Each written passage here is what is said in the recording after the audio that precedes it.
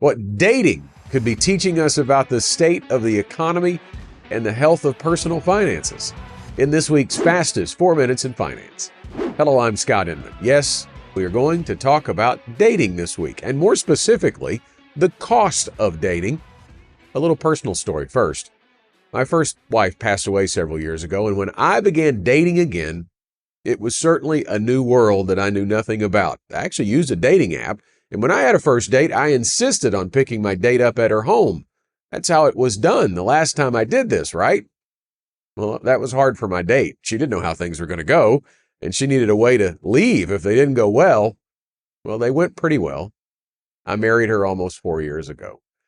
But as I discovered, dating has changed over the years. I didn't think much about what I would spend on that first date, but would you believe there is a survey that includes data on the average cost of dating in America? And it's getting pretty expensive to take someone out on a date. According to the BMO Financial Group's 2026 BMO Real Financial Progress Index, the average spending on a date, including pre-date grooming, gas money, a meal, and entertainment, has climbed to $189. That is up 12.5% from last year, and that far outpaces the overall inflation rate. The survey broke down the cost of dating by age groups, too. Millennials are the big spenders, averaging $252 on a date. Gen Z is next at $205, and us older folks are dating for less.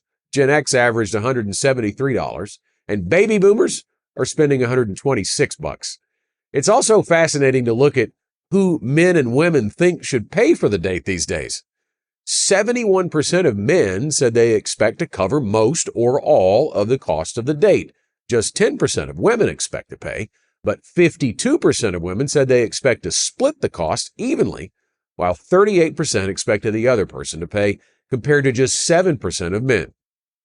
So why does all of this matter?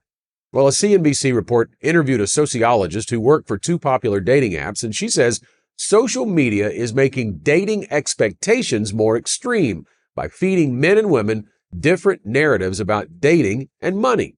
As an example, she says women are often told to accept only expensive dates as proof of value or interest, and some men are told not to spend money at all on dates.